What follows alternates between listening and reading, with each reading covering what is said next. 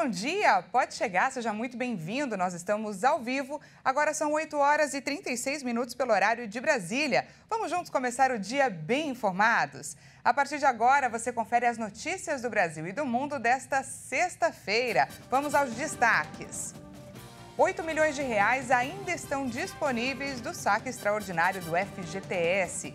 Com as seguidas quedas no preço da gasolina, abastecer com etanol só é vantajoso em 4 estados.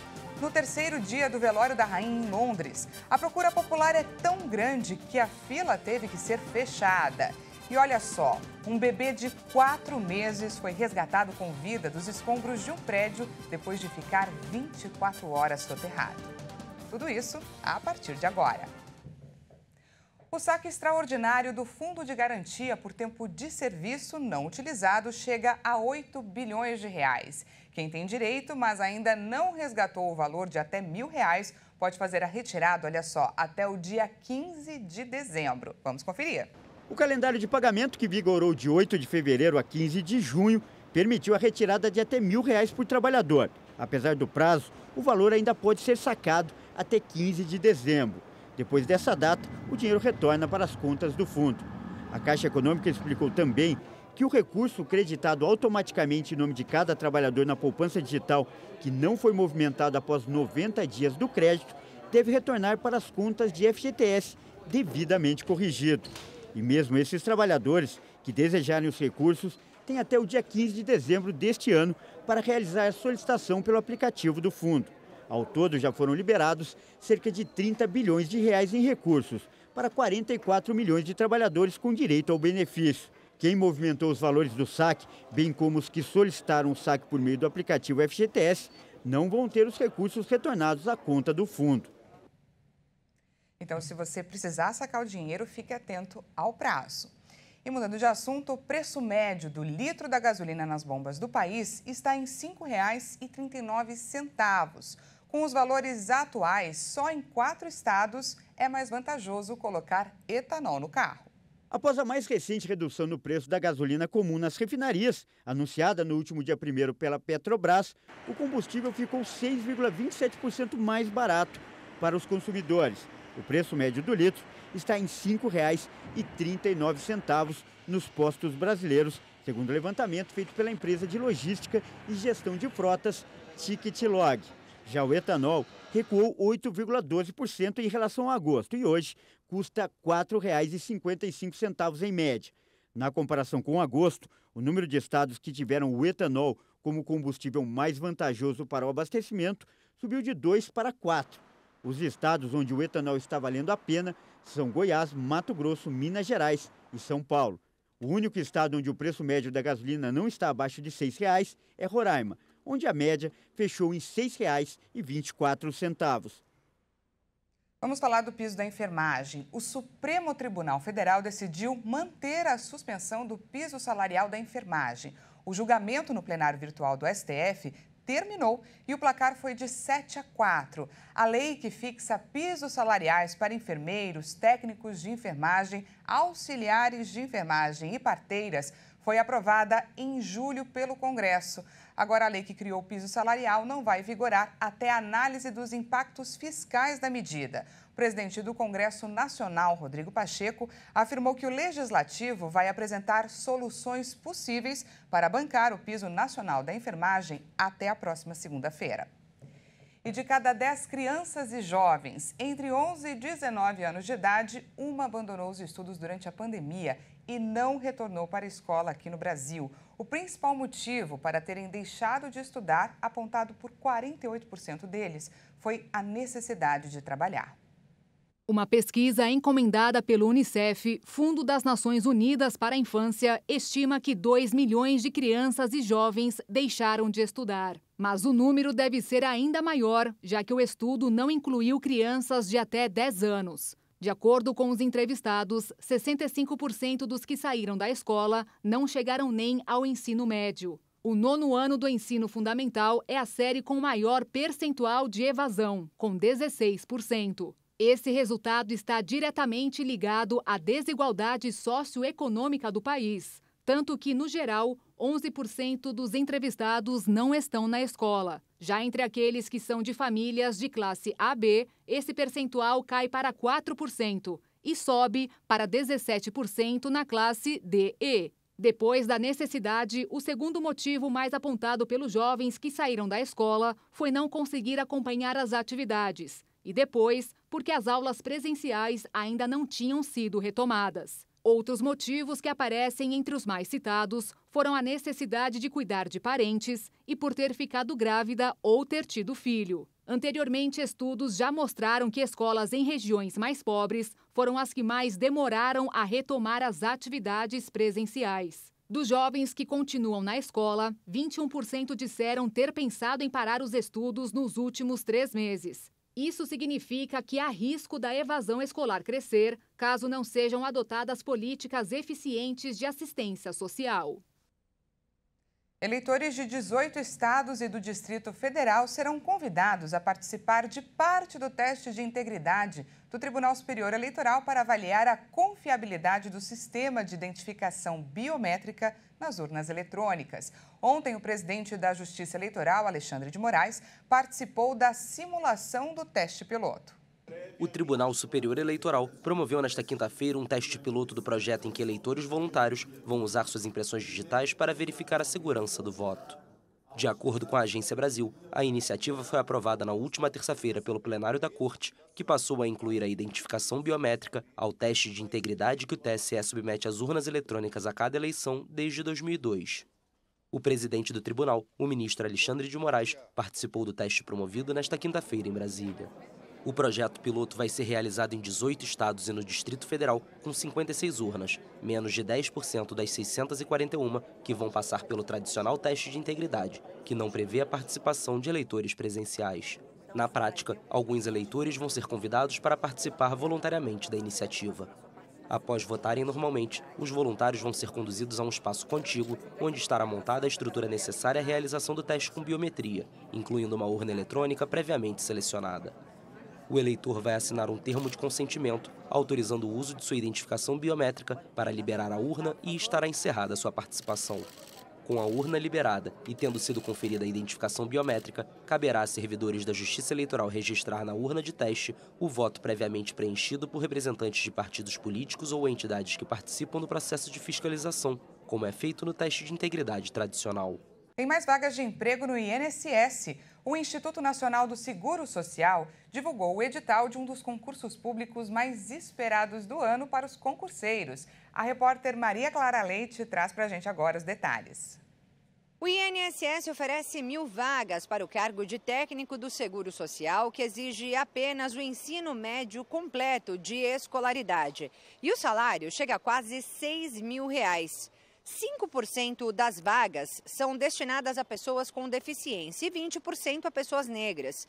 O Rio de Janeiro é o estado com o maior número de vagas, seguido por São Paulo e Minas Gerais, mas há oportunidades em praticamente todo o país. A prova objetiva do concurso está marcada para o dia 27 de novembro, com avaliação de conhecimentos básicos de língua portuguesa, ética no serviço público, noções de direito constitucional, direito administrativo, informática e raciocínio lógico-matemático, além de conhecimentos específicos sobre benefícios previdenciários e legislação previdenciária. Quem passar nessa primeira etapa segue para o curso de formação, que terá carga horária de até 180 horas presenciais, e aí haverá outra prova. A nota final do concurso será a soma das duas avaliações. A taxa de inscrição custa R$ 85,00, mas os candidatos com cadastro atualizado no CadÚnico ou que sejam doadores de medula óssea reconhecidos pelo Ministério da Saúde podem pedir isenção. As inscrições começam nesta sexta-feira e vão até o dia 3 de outubro. Para se inscrever, basta acessar o site sebrasp.org.br. E veja a seguir, no terceiro dia do velório da rainha em Londres, a procura popular é tão grande que a fila teve que ser fechada. E ainda, um bebê de 4 meses foi resgatado com vida dos escombros de um prédio depois de ficar 24 horas soterrado. Nós voltamos já!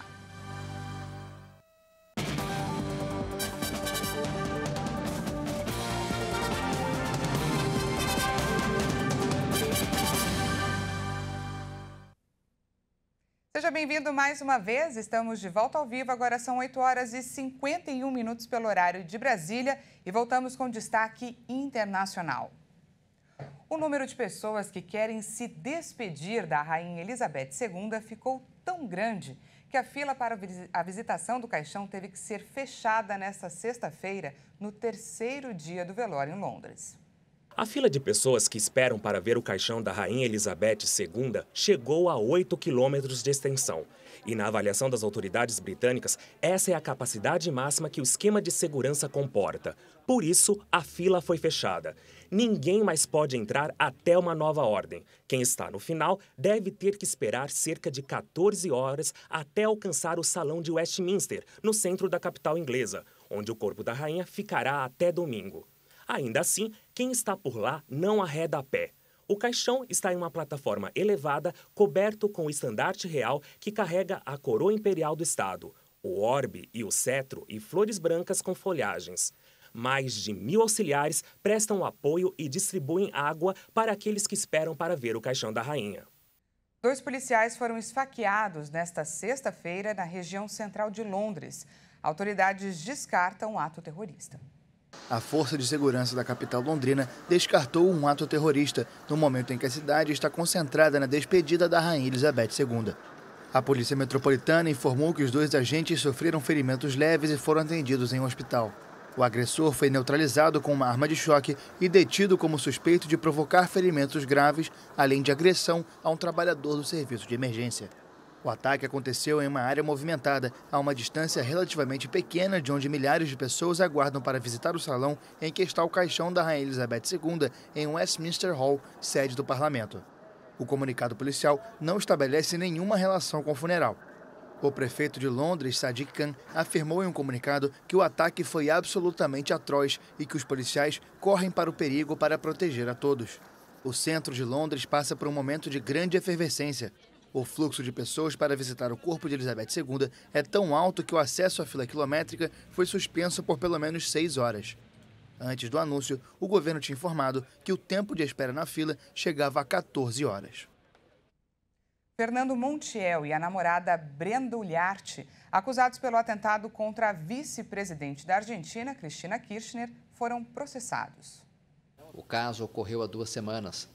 Montiel é acusado de ter tentado matar de forma premeditada Cristina Kirchner, contando para isso com o planejamento e acordo prévio de Brenda e Augustina Maria Dias, todos presos, destacou a juíza Maria Capuchetti. A juíza ainda não tomou uma decisão sobre Augustina e Nicolás Carrizo, 4º detido no caso, e ordenou a prisão preventiva dos 2 processados. E o presidente da Angola, João Lourenço, tomou posse para seu 2º mandato. Ele prometeu ser o presidente de todos os angolanos, depois de tomar posse em uma cerimônia na histórica Praça da República, no centro da capital Luanda. Lourenço, de 68 anos, voltou ao poder depois de a eleição de 24 de agosto ter dado ao seu Movimento Popular de Libertação de Angola, conhecido pela sigla MPLA, uma pequena maioria, com 51,17% dos votos. A eleição era para eleger o parlamento, com o líder do maior partido ascendendo automaticamente à presidência. Foi o resultado mais estreito já obtido pelo MPLA, que governa desde a independência de Portugal em 1975. O UNITA, um antigo movimento rebelde que travou uma guerra civil de 27 anos contra o governo do MPLA, obteve ganhos significativos, conquistando 43,95% dos votos, contra 26,6% em 2017. No seu discurso de posse, Lourenço prometeu combater o desemprego juvenil e aumentar os salários, inclusive para os militares. Agora a gente traz uma história que aconteceu em Amman, na capital da Jordânia, que foi um verdadeiro milagre. Um bebê de 4 meses foi retirado com vida dos escombros de um prédio que desabou depois de ficar mais de 24 horas soterrado. Um bebê de apenas 4 meses foi retirado com vida dos escombros de um prédio que desabou na terça-feira em Amman, capital da Jordânia. O médico me disse que foi um milagre minha filha ter sido retirada debaixo dos escombros de um prédio de 4 andares. É realmente um milagre ela estar fora. Louvado seja Deus. Eu agradeço a Ele imensamente. Na terça-feira, o edifício residencial de 4 andares veio abaixo, deixando pelo menos 10 pessoas mortas e vários feridos. Segundo a mãe de Malak, a criança estava na casa de um amigo da família que morava no porão do edifício. Quando vi o prédio no chão, pensei, minha filha está viva? Onde é que ela está? Onde é que ela está sob essas ruínas? Em que direção? Em que quarto? Não sabia se ela estava viva ou morta, mas tive a sensação de que ela ainda estava respirando, que estava esperando por mim. Foi o que meu marido me disse, que nossa filha estava esperando por nós, e ele estava certo.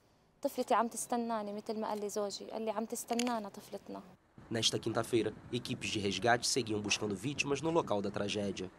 De acordo com a agência de notícias estatal, o Ministério Público ordenou 3 prisões pela tragédia, o síndico do prédio e outras 2 pessoas envolvidas na manutenção que deveria ter sido realizada.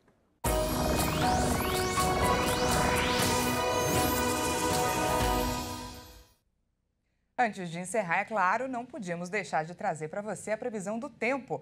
A gente confere agora a previsão para essa sexta-feira e também para o final de semana em algumas cidades do país.